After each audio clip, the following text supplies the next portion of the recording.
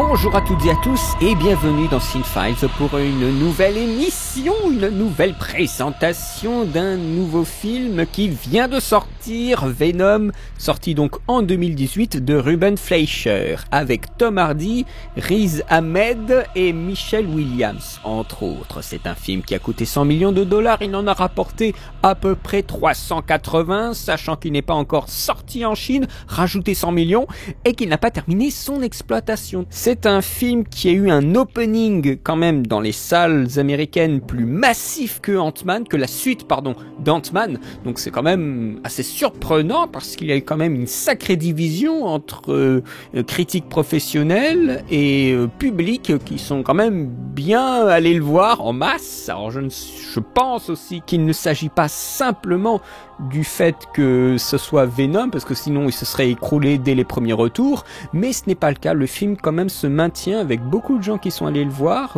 beaucoup de gens qui ont dû l'apprécier. Ce n'est pas forcément le cas de beaucoup de critiques. C'est un film qui dure 1h52, et qu'est-ce qui se passe pendant 1h52? Eh bien c'est Eddie Brock, qui est un journaliste qui a perdu son emploi, qui est un petit peu en PLS, et donc il tente une opération désespérée contre la Life Foundation en s'infiltrant dans leurs locaux, mais au passage c'est lui qui se fait infiltrer par un symbiote, celui de Venom, une espèce de race extraterrestre qui fusionne avec lui pour ne former qu'un Venom, donc le monstre qui est, comme beaucoup le savent, un peu l'adversaire redoutable de Spider-Man, que nous voyons d'ailleurs dans Spider-Man 3.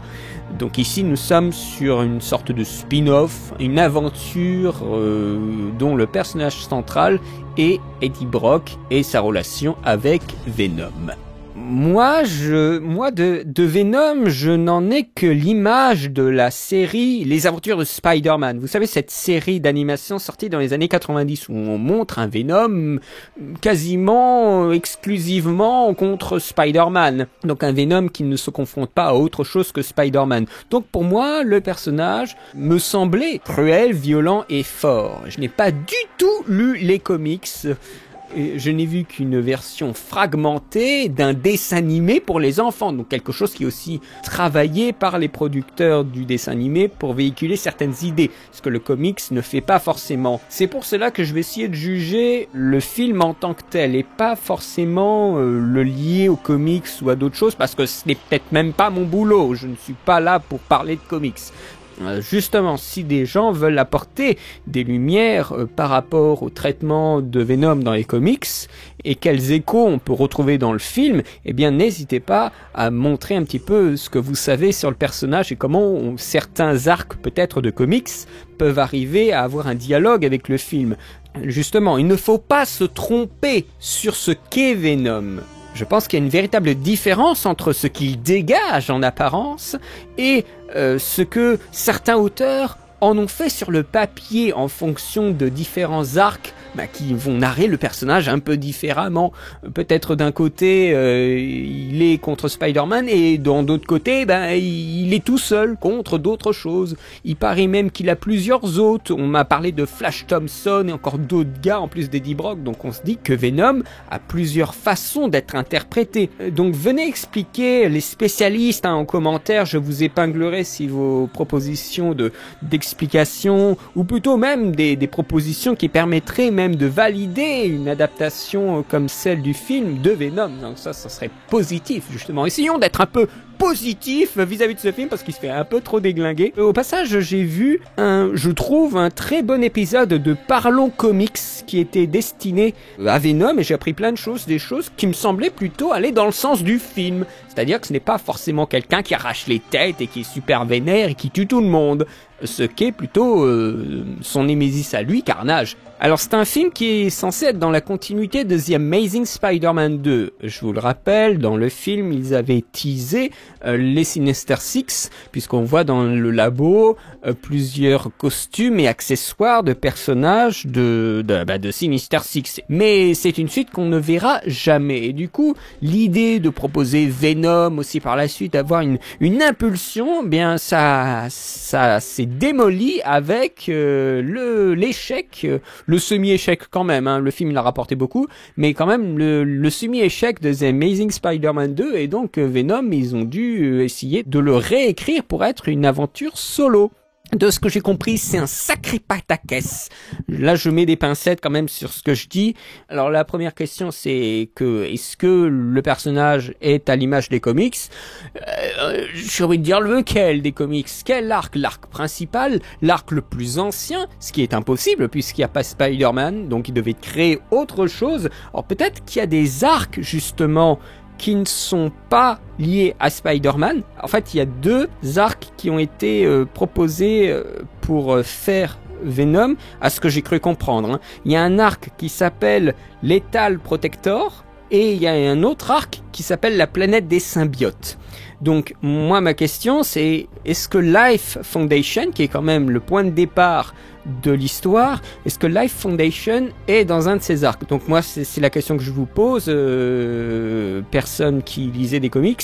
Je pense que dans ce cas-là, créer un arc sans Spider-Man, il faut trouver une nouvelle dynamique. Celle de la corporation vénale est un petit peu revue. On va dire c'est dans l'air du temps. Mais c'est aussi un archétype qui commence à être trop utilisé, à devenir trop, trop convenu, à avoir moins d'impact en fait comme adversité pour le héros. Surtout avec les hommes de main absolument minables qu'il a.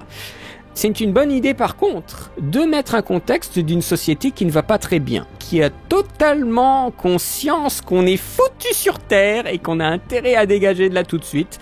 En plus, j'étais très surpris en fait que ça soit le mec de Life Foundation qui dise « De toute façon, notre planète, on va mourir. On est au bord de l'extinction. » Et ça fait plaisir parce que j'ai pas l'impression, en fait, que les membres de nos gouvernements ou des entreprises, aujourd'hui, c'est-à-dire actuellement, prennent conscience de la merde dans laquelle on est. Et c'est absolument délicieux, en fait, de voir qu'un film, que les gens disent que c'est tout pourri, tout d'un coup, t'as le méchant qui dit une chose qui est plus que vrai. On est dans la merde. Et on a ce mec qui dit de toute façon la planète est foutue, on va aller ailleurs. Et donc on a besoin de symbiotes pour essayer de survivre à l'extérieur. De penser justement que les symbiotes, parce qu'ils vivent sur une planète et qu'ils n'ont aucun problème, si on fusionne avec eux, on augmente on augmenterait nos chances de survivre sur différentes planètes via justement les costumes et la capacité de régénération et d'adaptation du symbiote à son hôte. Et ça, c'est plutôt une bonne technique. Mais le problème, c'est que les symbiotes, eux, ils sont aussi individualistes. Ils ont des pensées. Donc c'est un être différent. Et c'est là que c'est intéressant de voir qu'il y a une différence entre ce que croit je sais plus comment il s'appelle, Carton Drake, un nom comme ça, un nom de méchant un peu bas de gamme. Donc Riz Ahmed, je vais l'appeler Riz. Il y a une différence entre ce que croit Riz Ahmed et ce qu'est vraiment le symbiote. Lui, il n'a que les statistiques et ce que peuvent en déterminer les scientifiques, mais il ne sait pas que le symbiote, justement, il pense, il a des choses à dire. C'est une forme de vie qui est très intelligente. Donc, je trouve que c'est vraiment ce rapport au contexte de la planète et à ce que c'est Life Foundation des symbiotes, c'est-à-dire pas grand-chose, je trouve que ce rapport est super stimulant parce que ça crée le mystère autour des symbiotes. Et là, j'essaye de me dire, en donnant cette deuxième piste, de me dire justement, quelqu'un qui ne connaît pas du tout, il va trouver quand même les symbiotes très mystérieux. Quelqu'un qui a vu des comics, qui a vu Spider-Man 3, qui s'en rappelle bien, il voit à peu près ce que c'est, donc ça le surprendra pas. Il attend justement Venom, et en fait tout le début il va s'emmerder. Mais prenez quelqu'un qui n'est pas du tout de cette génération de comics, il va trouver des choses fascinantes, angoissantes, et elle va trouver de l'intérêt, dans cette première partie et dans cette exposition des symbiotes avec les laboratoires et tout ça. Alors que moi, je dois bien vous avouer, je m'emmerdais, voilà. Donc le fait, par exemple, d'avoir mis un film non pas rated R mais Peggy 13, permettrait peut-être de faire venir des gens qui ne seraient pas intéressés de base par les super-héros et qui peut-être trouveraient leur intérêt parce que justement elles trouveraient ça nouveau, alors que nous on est complètement blasés de ouf.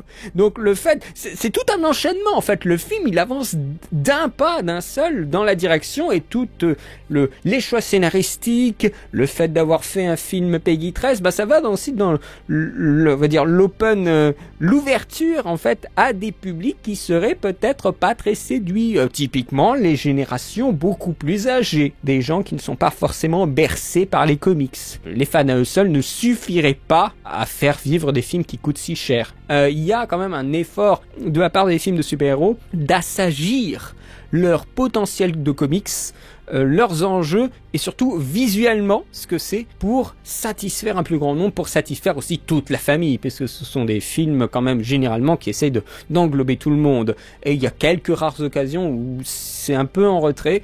Je trouve que Sony trouve une petite alternative, une petite différence avec ce que fait Marvel, c'est-à-dire Marvel, le contexte est généré par un super vilain. Dans le cas du dernier grand Marvel, grand, moi je l'ai pas trouvé grand, mais du Marvel important, Infinity War, c'est Thanos.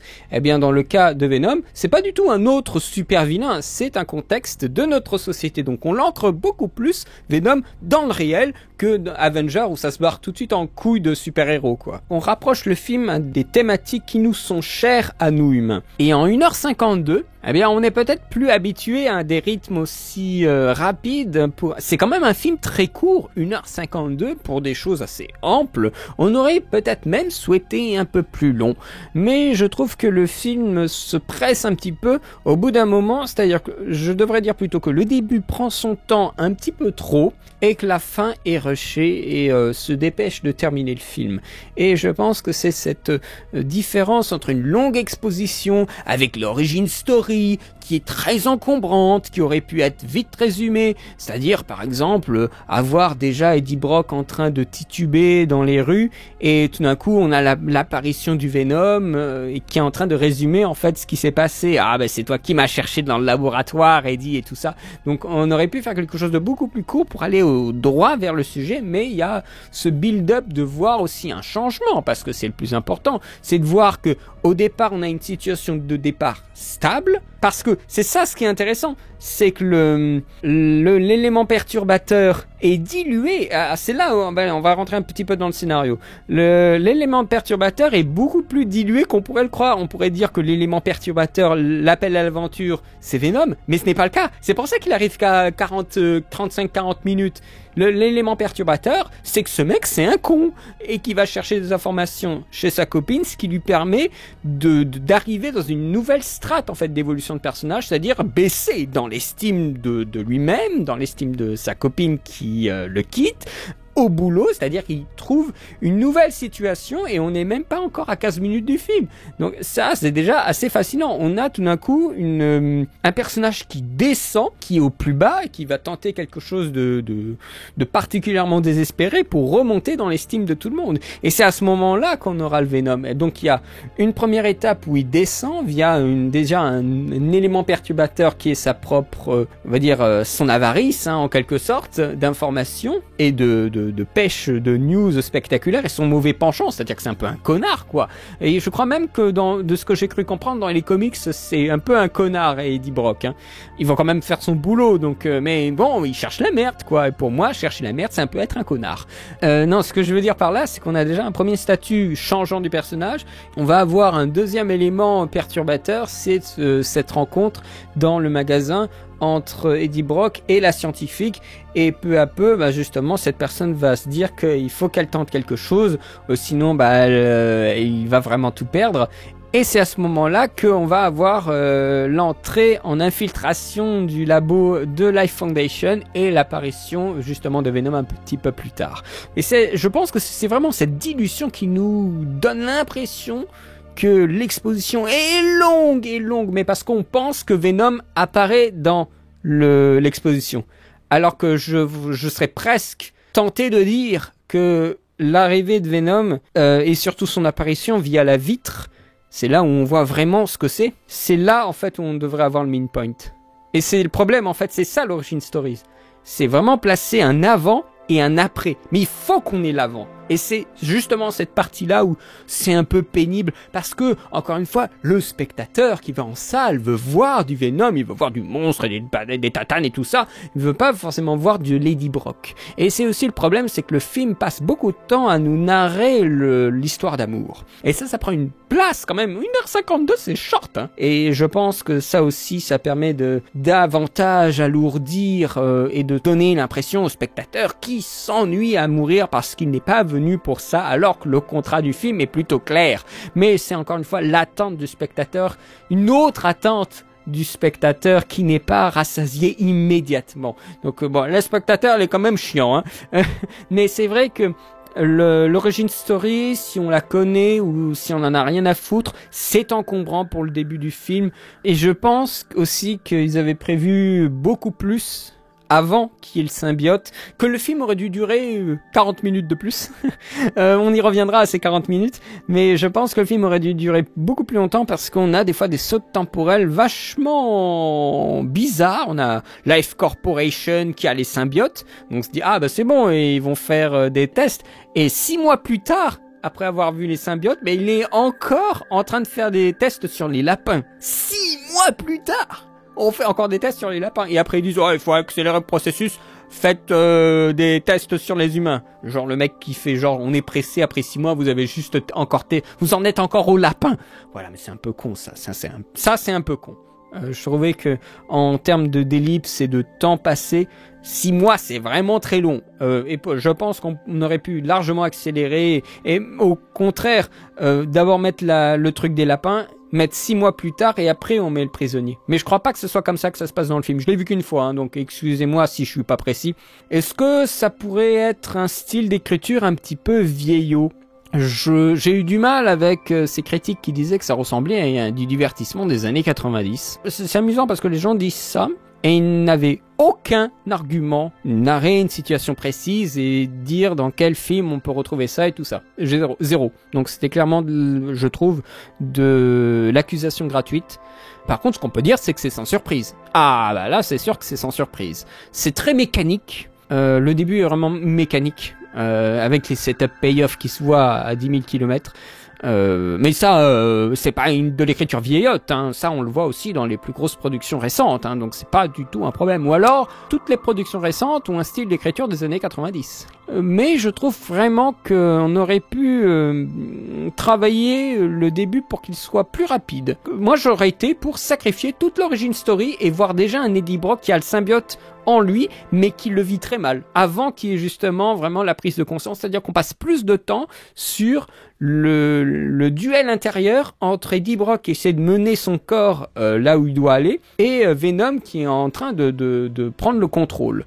Je dis que les séquences sont très basiques, c'est que les informations qui amènent après à la séquence suivante se voient quand même pas mal. C'est comme si on était dans un couloir, c'est quelque chose de basique, le film, mais ça ne veut pas dire que c'est forcément mauvais. Tout ce qui n'est basique n'est pas mauvais. C'est quand même sacrément mieux que Catwoman, hein. Ne serait-ce que pour les moments comiques, parce que ce film a quand même un point auquel je ne m'attendais pas. Et c'est peut-être ce qui est le plus amusant dans le film, c'est que c'est un film avec beaucoup d'humour. J'ai pas vu beaucoup la promotion, mais je ne l'ai pas vu venir. Et du coup, c'était rafraîchissant de voir ça, et je me suis marré plusieurs fois. Je pense que les gens disent que ça ressemble à Catwoman parce qu'ils ont peut-être fait le lien entre deux scènes où les héros ont une envie irrépressible de manger, mais je trouve que c'est quand même un petit peu léger comme réflexion. Après, on pourrait dire que oui, mais parce qu'il y a des problèmes. Oui, bah tous les films ont des problèmes, hein. Il suffit d'un petit peu creuser et on les trouve, ces problèmes. Et dans ce film-là, il y en a comme dans n'importe quel autre film. Il n'y a pas de système de sécurité chez Life Foundation, c'est-à-dire qu'il n'y a même pas de caméra. Il y a des drones high-tech qui se la jouent Tora kamikaze japonais. Alors que dans l'absolu, les drones, ça sert à repérer, ça sert pas à foncer sur les gens. Enfin, encore une connerie, quoi. Le mec, il a tellement d'argent. Life Foundation, ils sont assez géniaux, hein. Le mec, il a tellement de fric qu'il a une rampe de lancement pour fusée juste à côté de ses labos. Ça, c'est génial. Et il fabrique des drones suicides pour se les faire jeter sur les gars. C'est n'importe quoi. On fait revivre Eddie grâce à Venom, alors qu'Eddie a quand même la poitrine transpercée.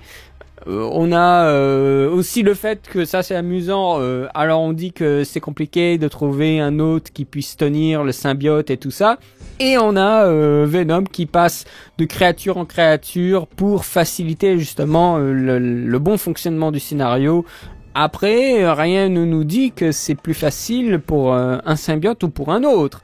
Je suppose qu'il y a des symbiotes qui sont beaucoup plus prévus pour se mêler à des humains ou à des créatures que d'autres, qui sont beaucoup plus faibles, ou qui sont peut-être arrivés en plus mauvais état, empaquetés dans ces espèces de compartiments, que d'autres symbiotes. Donc je pense peut-être que celui de Venom ou celui de Riot sont beaucoup plus susceptibles d'accueillir des autres que d'autres. Je veux dire, celui de Riot semble ne pas avoir un seul problème à passer d'hôte en hôte, et il le fait instantanément, donc c'est peut-être un symbiote plus fort, ou qui a des capacités de fusion plus faciles avec les autres. Donc voilà, moi je le verrais plutôt comme ça. Dites-moi justement si dans les comics il y a des pistes sur ça, mais moi je trouverais que c'est tout à fait logique. Tous les humains ne se ressemblent pas, il y en a qui ont plus de facilité pour faire telle ou telle chose, et ben les symbiotes c'est la même chose, il y en a qui ont sûrement plus de facilité.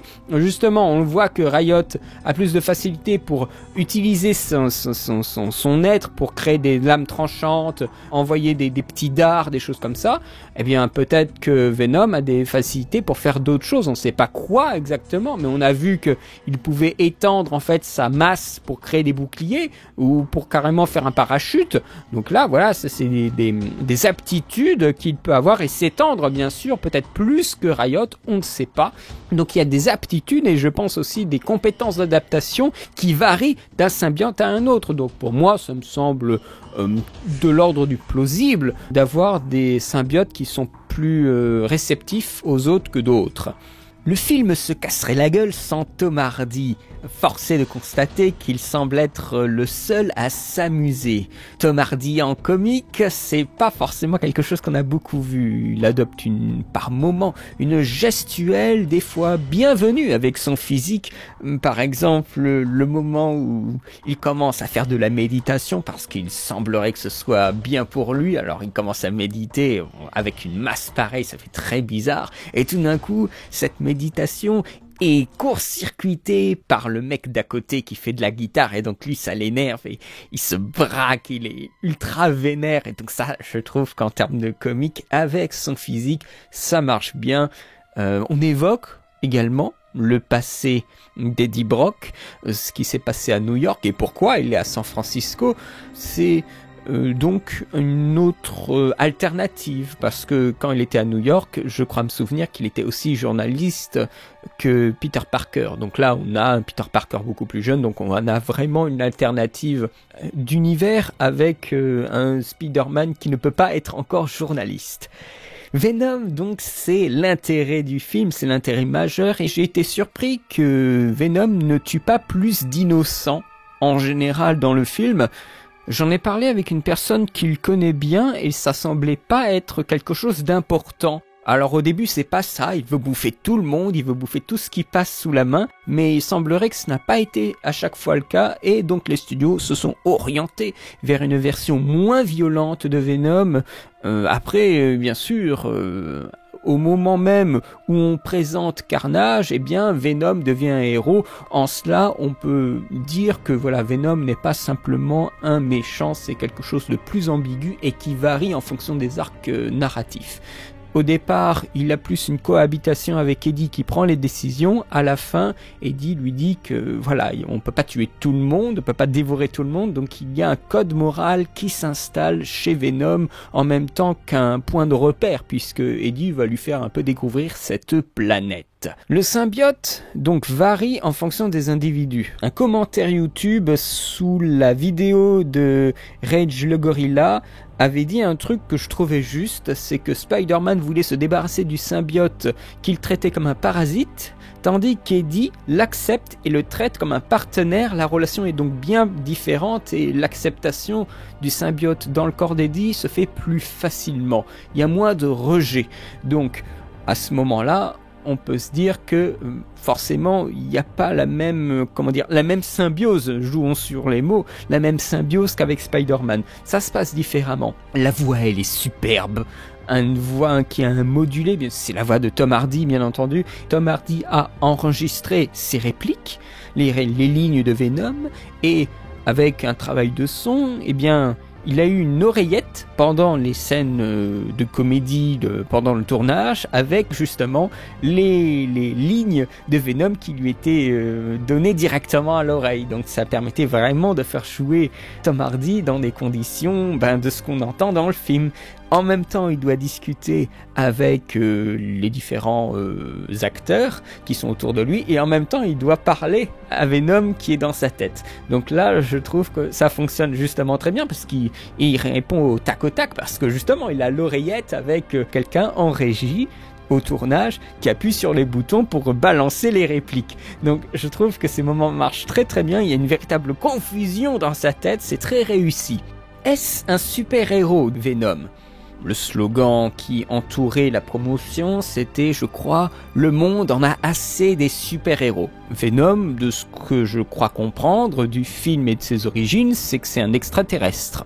Un extraterrestre dans la corps d'un humain, donc il ne s'agit pas vraiment d'un super-héros, avec des pouvoirs de on ne sait trop où. C'est un corps étranger qui veut sa place sur Terre. Mais aussi, et c'est là que c'est plus intéressant, il veut être le seul de son espèce à être sur Terre, pour avoir un peu la domination. Donc ne pas avoir de concurrence, c'est pour ça que ça l'arrange bien de tuer les autres symbiotes, comme ça, il y en a plus pour lui, il est tout seul sur Terre à être de son type, de son espèce. Il y a de quoi être fier, il y a de quoi être dominateur, en plus quand on est en face de Eddie, la mauviette. Voilà, donc il y a quelque chose en fait qui est absolument génial en fait avec Venom, c'est que sous prétexte de sauver le monde, eh bien lui, il fait ses affaires en éliminant la concurrence. Et je l'ai vraiment perçu comme ça. Tout le cynisme de Venom ici, c'est de liquider les adversaires comme une compétition sportive pour être le seul à régner sur Terre. Après, il a tout son temps, puisque semble-t-il qu'Eddie l'apprécie bien et qu'il va continuer à être avec lui. Mais il a tout son temps et il a tout le potentiel en fait d'asservir la Terre, mais étant donné qu'il n'y a pas de concurrence, il n'a pas à se presser. Et je l'ai vraiment perçu comme ça. Il se fout de la gueule d'Eddie constamment, il le manipule concernant son problème de cœur. Donc pour moi, clairement, ce n'est pas un super-héros. Il a un code moral parce que sinon, peut-être la symbiose, la fusion ne va moins bien se passer s'il y a vraiment une différence morale entre les deux. Et je pense en fait que l'ambition de toutes ces scènes qu'on ne verra jamais dans le film, qui ont été coupées, ça jouait justement sur la relation entre les deux, la bataille psychologique entre les deux. Il y en a un qui veut faire ça et l'autre qui veut faire ça, par exemple. Donc je trouve que dans l'absolu, déjà, ce n'est pas un pouvoir, c'est une espèce d'être supérieur qui emprunte un corps. Donc c'est pas vraiment un pouvoir comme on pourrait le penser pour un super-héros. Et ce n'est pas un secret qui garde coûte que coûte. Venom, de toute façon, il va pas se faire chier. Et il a quand même le contrôle sur le corps d'Eddie par moment. Donc il semble que certains codes du super-héros ne l'atteignent pas. Et dans l'absolu, et c'est là aussi que c'est intéressant, chez Marvel, dans les productions de Disney, il y a beaucoup de super-héros qui n'ont quasiment pas de vie privée. Et là, on a quand même presque l'inverse, beaucoup trop de vie privée qui nous est montrée. Ici, ça prend quand même une sacrée place, puisque l'humain est quand même mis en avant. La bataille psychologique, elle n'est pas si présente que ça. Je pense qu'elle a été réduite au montage. Ça prenait une trop grande envergure par rapport à la trame principale et donc ils ont voulu enlever des éléments. Je pense que ça varie en fonction des arcs d'histoire.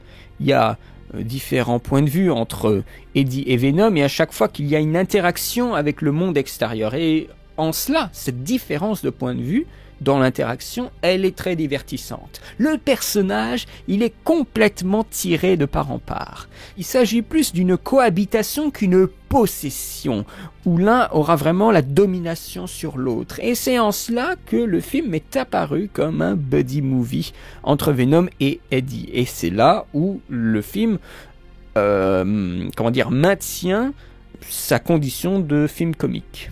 C'est dans le buddy movie. Deux êtres que tout sépare et qui pourtant vont s'allier et rester ensemble. Et c'est presque avoué dans le film. Sur ma planète, je suis un loser comme toi. C'est-à-dire que c'est un sous-symbiote, un symbiote qui se fait ringardiser par les autres. Ce qui est quand même assez marrant, quoi. Oh là là, Venom, c'est le plus faible des symbiotes. Eh ben, dis donc, ça promet. Oui, ben, c'est un peu ça. Et si ça se trouve, le Venom, il ment. On sait pas. C'est comme cette affaire de cœur. Vraiment, quand il y a eu cette affaire de cœur, moi, ça m'a beaucoup questionné, en fait, sur les motivations de Venom. Si ça se trouve, il se fout complètement de la gueule d'Eddie et il a d'autres dessins. On ne sait pas. C'est plutôt ambigu. Surtout qu'il se mêle de ce qu'il regarde pas. C'est assez génial quand il commence à s'occuper des affaires de couple d'Eddie. Alors que c'est un énorme monstre, quoi. Donc voilà, il y a une espèce vraiment de différence savoureuse. Et ça va jusqu'à vraiment des scènes comiques où il est en haut de l'immeuble de son journal.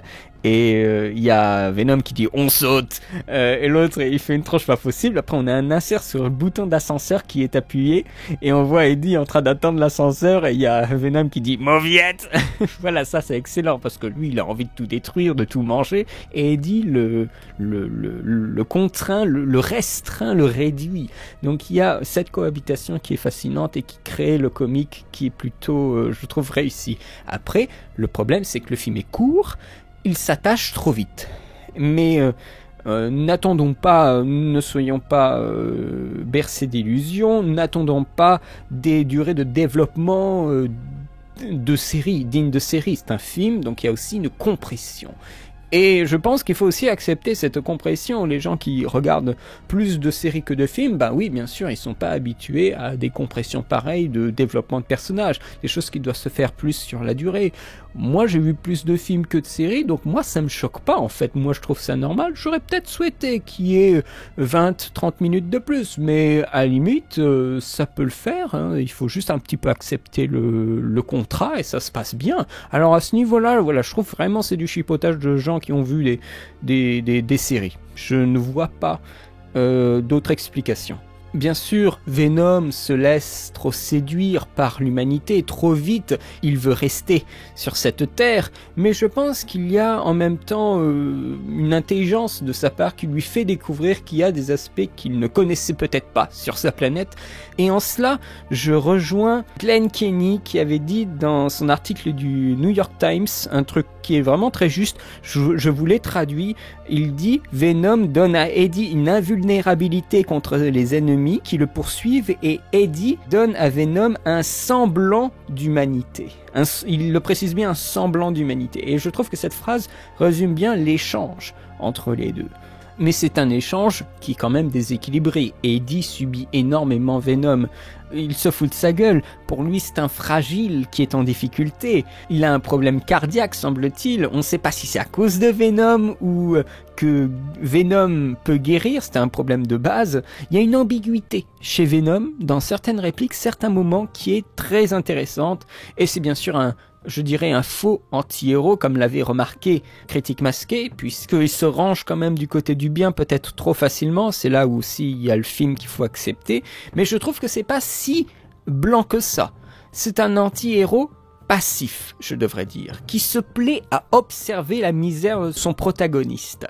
Ce sont des choses toutes bêtes, mais par exemple, quand il y a la copine d'Eddie qui lui demande d'aller dans la voiture et qui est un petit peu sèche, eh bien, lui, il se plaît à voir, en fait, Eddie venir auprès de sa copine comme un chien viendrait auprès de son maître et lui dit « Ah, je l'aime bien, elle », c'est parce qu'elle réduit Eddie un peu en esclavage, entre guillemets. Mais oui, il y a quelque chose dans beaucoup de répliques, il se fout de sa gueule, littéralement. Sauvons le monde, la fameuse réplique qui a causé des problèmes à certaines personnes quand ils ont vu le film. Eh bien, pour moi, c'était plutôt tuons Riot et je serai le seul symbiote sur Terre. Ce qui est dans l'absolu vrai, et je pense que c'est ce qu'il veut. Après, mis à part ces deux-là, eh bien, le reste du casting, il est transparent. Michelle Williams joue Anne. C'est vraiment très standard. Son petit copain est cool, parce que bien sûr, Eddie, il l'a perdu au début du film. Eh bien, elle n'allait pas l'attendre. Elle est allée avec quelqu'un d'autre. Et ce mec, l'autre gars qui travaille à l'hôpital, eh bien, il est vachement sympa parce que c'est pas juste un concurrent à Eddie Brock pour sa copine, c'est aussi quelqu'un qui va l'aider et qui va essayer de comprendre ce qui se passe et qui lui fait passer des scanners et tout ça. Donc je me suis dit, ah c'est bien, le nouveau petit ami de Anne n'est pas juste une figure qui est négative, c'est aussi quelqu'un qui va aider Eddie. Alors je me suis dit, ah ça c'est un bon traitement de personnage, c'est un petit personnage, mais son traitement, il est bienvenu, il est en nuance. C'est un adversaire, donc il est perçu négativement par le public, mais il va aider le héros, même s'il n'y arrive pas, mais il va être, on va dire, il va essayer d'être un adjuvant au héros pour essayer de comprendre ce qui se passe. Donc je trouvais que ça, c'était plutôt intéressant en termes de personnage. Et le Riz Ahmed... Voilà, je le trouve pas du tout charismatique. Alors il y a des gens qui l'ont vu dans des séries ou je sais plus où, soi-disant il joue bien, bah là il joue pas super bien. C'est le mec de la corporation jeune. On n'a pas fait évoluer le corporatiste depuis Norman Osborn, hein. C'est toujours la même chose, hein. Avec bien sûr entouré de mercenaires en carton, totalement oubliables. Voilà, tous ces trucs-là qu'on a déjà vus, qui alourdissent, qui sont sans surprise, on laisse passer les scènes, vous voyez, vous regardez les scènes, vous n'en avez rien à foutre, vous voulez juste voir Venom, c'est tout. Alors, donc il y a beaucoup de scènes en fait qui passent comme ça et on s'emmerde.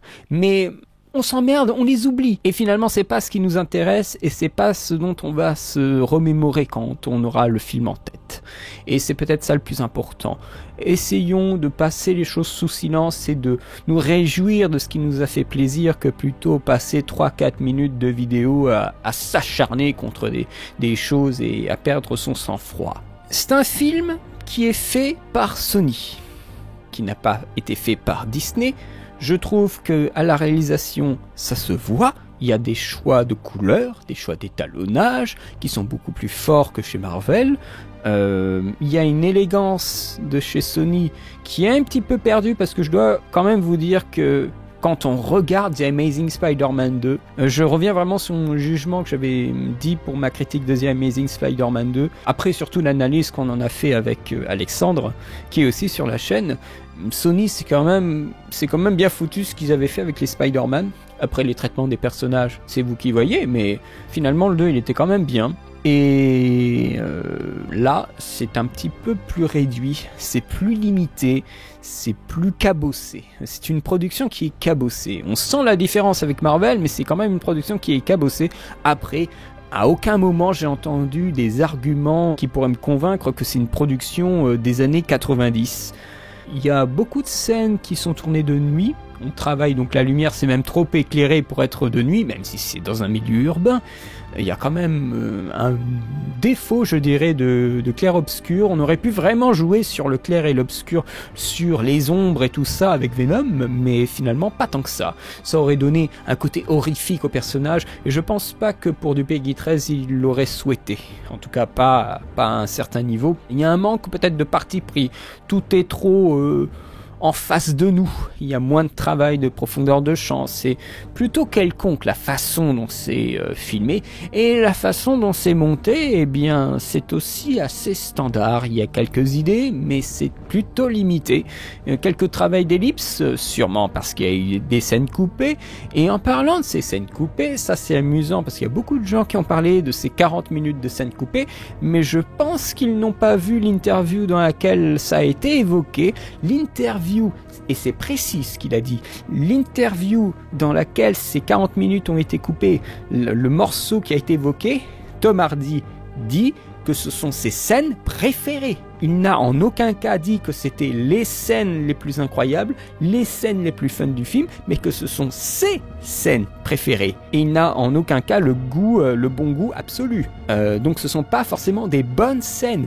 Je me rappelle qu'au tournage, on avait vu des images de tournage où il jouait avec une portière de voiture, où j'ai l'impression que Venom voulait refermer la portière et Eddie voulait l'ouvrir, ou l'inverse. Donc voilà, ça devait être un travail, comme il disait, Tom Hardy en interview, de comédie noire autour de son corps. Mais si ce sont juste des scènes où il fait le clown avec Venom, ce n'est pas très utile. Ces scènes ont été enlevées parce que peut-être il était nul, ou parce qu'elles s'imbriquaient mal dans la structure. Elles auraient peut-être créé un déséquilibre dans le rythme des péripéties. Donc c'est normal aussi qu'on enlève des choses 40 minutes.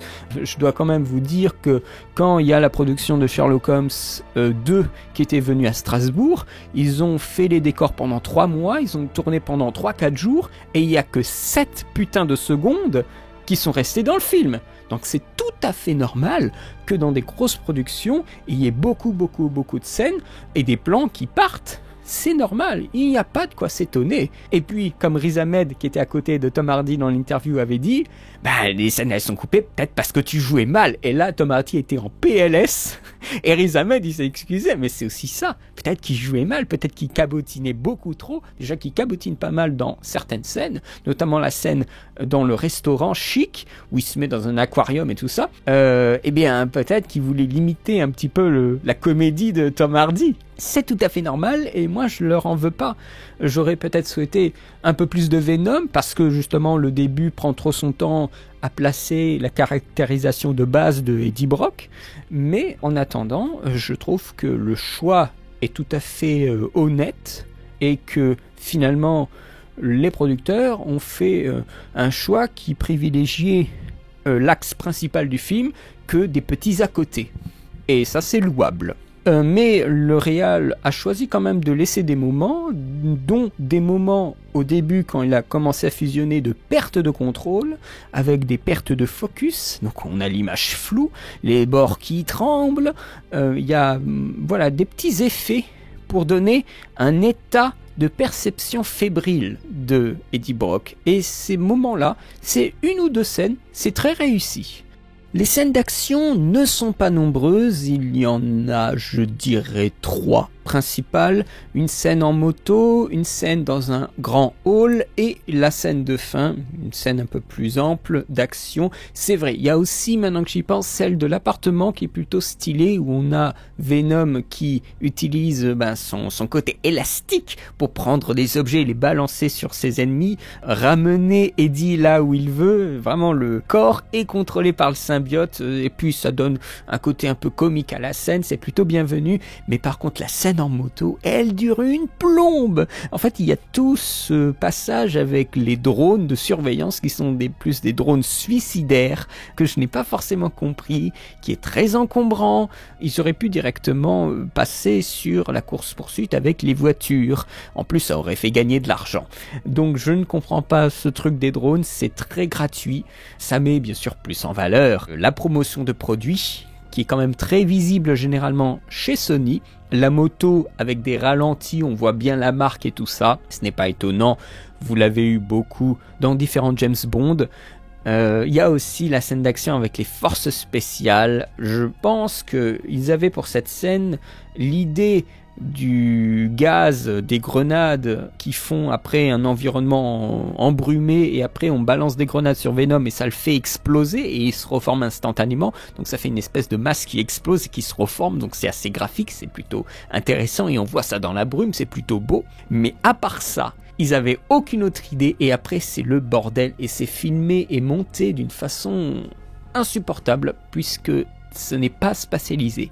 C'est très peu spatialisé, c'est trop découpé et peut-être pas filmé de façon très, large, parce que c'est une bête immense, on veut faire des gros plans pour faire peur ou je sais trop quoi, mais en attendant, on a besoin de plans larges pour ne se rendre compte de qu'est-ce qui se passe et où sont les gens. Il ne s'agit pas de shaky cam, mais vraiment, je crois qu'il y a un gros problème, et ça se voit dans le dernier combat, il y a un gros problème parce qu'on filme Venom comme un humain, alors qu'on ne devrait pas le filmer comme un humain. Chris Stockman, dans sa critique, disait que Venom en noir donne l'impression d'une grosse masse noire floue, surtout en plus quand c'est filmé de nuit. Il y a certains plans qui sont à l'extérieur où on voit Venom, c'est pas beau du tout. Alors que, justement, quand il est à l'épicerie est même suréclairée, c'est comme si c'était de jour, et là, il apparaît beaucoup plus clairement et on joue sur les couleurs, le côté visqueux de la peau de Venom et là c'est super bien. Alors là, la dernière scène, c'est comme par hasard, la scène de l'épicerie, c'est la dernière scène du film. Là, Venom est vraiment bien représenté avec les nervures. Alors ça, j'ai beaucoup aimé les nervures sur le corps noir. Je trouvais ça vraiment stylé. mais dans les scènes d'action, il y a vraiment un problème pour nous rendre compte de la masse et nous rendre compte du mouvement du personnage dans son espace. Et ça, c'est vraiment le problème du dernier combat. Dans le dernier combat, on a, je dirais en 2 parties, le combat sur une passerelle et après sur la rampe de lancement. On a la première partie qui est filmée de façon très basique avec des champs contre champs, des mouvements rapides, mais les symbiotes sont filmés et mis en scène comme des humains avec des suites de gros plans, et c'est ces gros plans qui gênent, je pense, le spectateur. C'est pas du tout agréable. Ils se battent en plus comme des humains avec du punch et tout ça, mais quand les symbiotes se battent entre eux dans un espèce de mélange de leurs composants, là c'est intéressant parce que c'est une bataille à leur niveau. Ils se mélangent. Alors, dans nos ciné, ils ont dit ce sont des encres noires qui s'entrechoquent. Avec le mépris dont ils ont maintenant la réputation, comparant au combat de Ang Lee, bon ça c'est, ça fait très longtemps que j'ai plus vu Ang Lee, mais je pense pas que ce soit à ce point-là. Mais c'est précisément, je trouve, dans ces taches d'encre qui s'entrechoquent que là on trouve quelque chose qui est beaucoup plus attrait au symbiote que simplement un combat de beaufs de gros bras. Donc là, le film se rattrape dans sa deuxième partie en termes d'imagerie de combat, plutôt que la première partie où on dirait que c'est 2 symbiotes qui se la jouent Jason Bourne et ça le fait pas. Et les symbiotes en eux-mêmes sont bien faits, ils sont peut-être un peu trop standards. Je trouve que Riot ne se démarque pas assez de Venom, alors que c'est censé vraiment être une autre créature. Les symbiotes en eux-mêmes, ce sont des masses comme des espèces de taches d'encre, c'est vraiment le bon mot, qui se déplacent, mais quand ils arrivent au contact avec un être réellement là lors du tournage, eh bien je trouve que ça fait un peu cheap. Dès que c'est en contact avec le tissu, l'effet spécial rend beaucoup moins et devient beaucoup plus irréel, fake. Et là, ça porte atteinte à la croyance envers ces êtres, les symbiotes. Le film, tout le monde pensait qu'il serait rated R, il est passé PG-13. Il semblerait qu'il n'y ait pas, d'après la production, de version rated R pour les sorties Blu-ray, mais de ce qu'on nous a montré, ce n'était pas nécessaire. Vu l'angle qu'ils ont proposé pour l'histoire, le rated R n'aurait rien changé et ça n'aurait pas été obligé.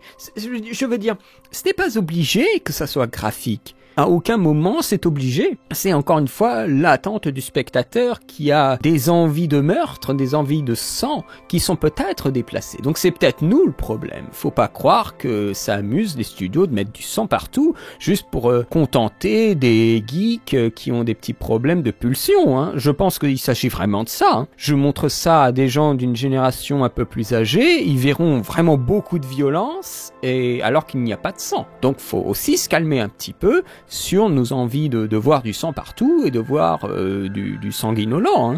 Dans un sens, Venom qui prend par la jambe un policier et qui commence à l'utiliser comme un fouet et après le balancer sur d'autres, je montre ça à mon père, ça va lui faire de la violence.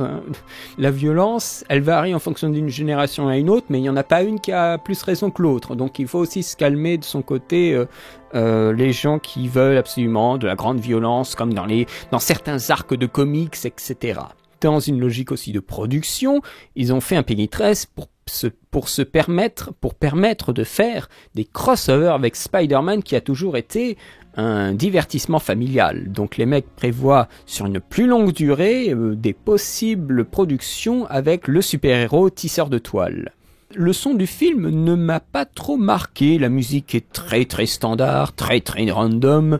Je pense aussi que ça a été très très déplacé de leur part de mettre un cri de Wilhelm, un de plus, lors d'une scène de baston. Ça aurait dû ne pas exister. Je trouve que ça fait, là pour le coup, ça fait vraiment sortir du film. Je trouvais vraiment que c'était complètement inapproprié. Il y a aussi beaucoup de chansons dans le film, pour des scènes de transition notamment. Principalement pour des scènes de transition, et des fois des choses qui semblent vraiment pour combler un vide sonore. Comme si ce vide sonore avait besoin d'être comblé. Il monte les escaliers jusqu'à son nouvel appartement, un appartement tout pourri, et on a de la chanson, on a je sais plus quoi, mais c'est complètement inapproprié. Il y a une faiblesse du son, de ne pas laisser vivre le bruit de pas et finalement la solitude de ce mec qui monte les escaliers dans un appartement miteux pour aller dans une chambre miteuse, avec peut-être un léger son d'ambiance que le compositeur aurait pu faire. Et nous, on met de la chanson. Et je trouve que ça, c'est vraiment une faiblesse. Et ça, il s'agit pas d'un réflexe, et ça, il s'agit pas d'une mise en scène des années 90. Hein. Ça, c'est vraiment bien actuel. On met des chansons partout. Donc, alors peut-être qu'il y a des thèmes musicaux qui font un peu 90, mais en tout cas, l'idée de mettre de la musique partout, et surtout de la chanson partout, ça, c'est pas forcément années 90. La musique du film, généralement, elle n'existe pas. Il n'y a pas de thème de Venom. Le contrat signé avec Sony pour exploiter Spider-Man jusqu'en 2019, avec une deuxième aventure solo pour Marvel, contraint pendant cette période à ne pas du tout utiliser Spider-Man. Chez Sony, j'entends bien. Mais on peut prendre d'autres personnages. Et donc il va y avoir une déclinaison de l'univers Spider-Man, mais sans forcément Spider-Man. Avec Kraven, le chasseur, ou Mobius, le vampire, qui seront de la partie et si Venom marche. Et pour l'instant, il marche plutôt bien. Donc en gros, tous les méchants de Spider-Man seront peut-être présents, mais pas Spider-Man. On est dans une espèce de guerre de studios. Aucun des deux ne veut céder ses personnages entre Sony et Marvel Studios. Donc à ce petit jeu, Venom, il a la balle dans son camp et Spider-Man est dans une situation compliquée. J'ai beaucoup aimé ce moment, c'est la productrice Amy Pascal qui a forcé la main à Kevin Feige dans une magnifique interview en disant que Venom, l'univers de Venom, serait auxiliaire à l'univers de Peter Parker proposé par Marvel Studios. Et là, Kevin Feige, il était complètement livide, il faisait une espèce de sourire ultra gêné, c'est trop génial. Le mec, tout d'un coup, il se rend compte que ça lui échappe. Je trouve que vraiment, là, Venom frappe un petit coup bien vénère sur Marvel Studios. Après, Marvel Studios, ils veulent continuer à faire tourner leur boutique, ils ont aucun mal, mais en même temps, ça c'est une petite épine dans le pied concernant Spider-Man.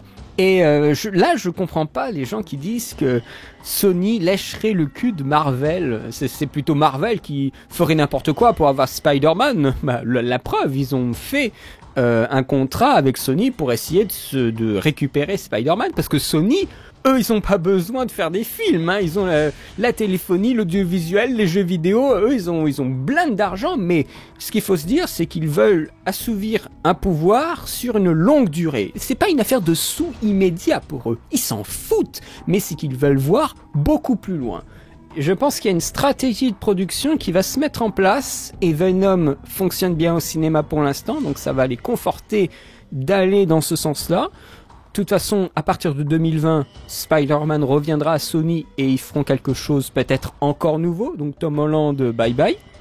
Oh, ça c'est incroyable de voir en fait qu'il y a tellement de Spider-Man. Et je crois d'ailleurs même, je me suis fait malheureusement spoiler, mais je crois même que c'est un peu l'intérêt, le but du film Spider-Man New Generation, je crois, où on a plein de Spider-Man sur l'affiche. Alors malheureusement, moi je ne savais pas, donc j'étais un peu dégoûté. Mais je n'ai pas vu beaucoup d'images du film, donc je pense prendre beaucoup de plaisir à le voir.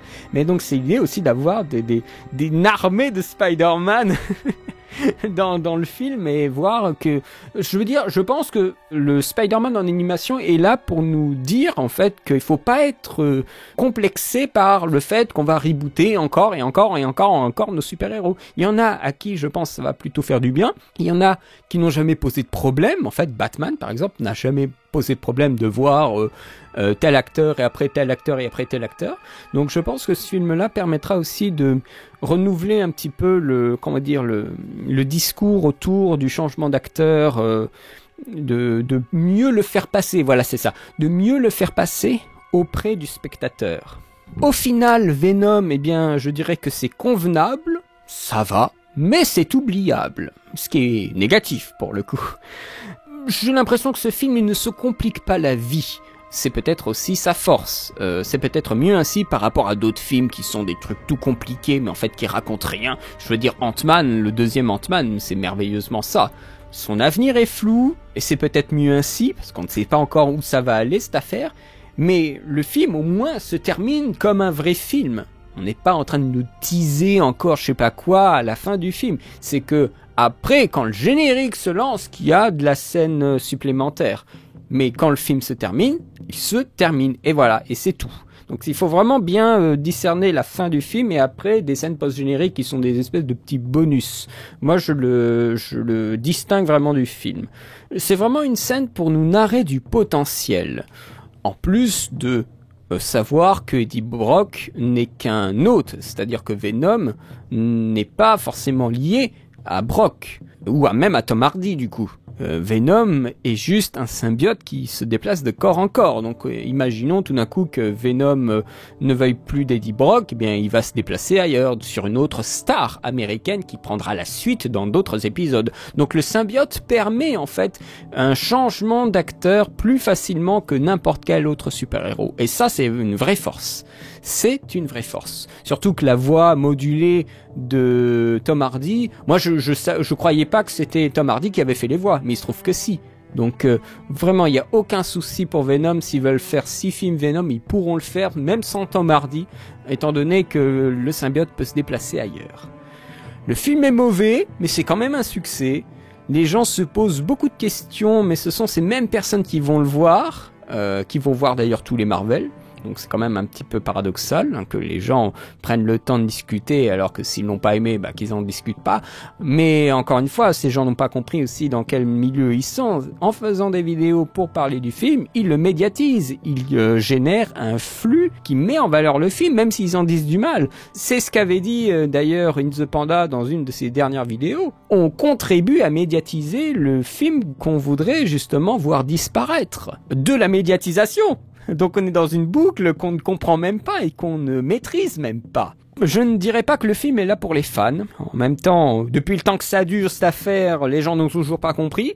Et les fans font encore les surpris. Incompréhensible. D'après des spécialistes que j'ai pu lire dans des commentaires de vidéos, c'est une adaptation correcte, mais ce n'est pas forcément un film fort. Sony a des idées dans la tête, des idées d'univers par rapport à d'autres personnages dont ils ont les droits. Le film marche, ils ont eu de la chance cette fois-ci, mais pour la prochaine fois, faudra s'accrocher parce qu'il faudra pas se louper. Je pense que ce film-là, il a eu beaucoup de chance de sortir peut-être à une bonne période et finalement de faire le taf de façon chancelante. Mais le prochain épisode, il a intérêt à envoyer et à faire une meilleure mise en scène de Venom parce que là, c'est vraiment limite. Je n'ai pas forcément mis en valeur le côté exécrable du film, mais au bout d'un moment, moi, je m'emmerde à faire ce genre de choses. Donc je préfère mettre en valeur certaines idées, ou peut-être certains points positifs, mais questionner davantage et poser des questions que forcément venir et saccager un film. Je le fais, allez, 2 fois par an. On s'acharne pour rien et on se fait du mal. Et finalement, on n'est pas content quand on a terminé l'enregistrement. Et vous savez, moi, c'est pas juste un enregistrement de 20 minutes. Hein. Là, j'ai dû enregistrer à peu près 1h40 de commentaires que je vais vous compresser. Donc, moi, j'ai pas envie de passer 1h40 à m'énerver contre un film. Donc, j'essaie de plutôt être plus relax quand je parle d'un film, voilà, qui est un peu moyen. Parce qu'il faut pas oublier, il y a pas les bons films, les merveilleux films et les exécrables films. Ce film-là, c'est un film moyen. Et c'est tout. Mais étant donné que les gens, ils veulent toujours faire regarder les tops et les meilleurs films et tout ça, bien après, ils jugent des films moyens comme des films exécrables parce qu'ils n'ont aucun système de valeur. Ils voient toujours le top du top du top. Et après, ils se surprennent que tout ce qui est un petit peu moins top, c'est de la merde. Comment voulez-vous après faire confiance à ces gens-là? Ils sont pas équilibrés. C'est comme la nourriture. Ils n'ont pas une cinéphilie équilibrée. Et ça, c'est très dur à acquérir. Mais il faut en être conscient aussi.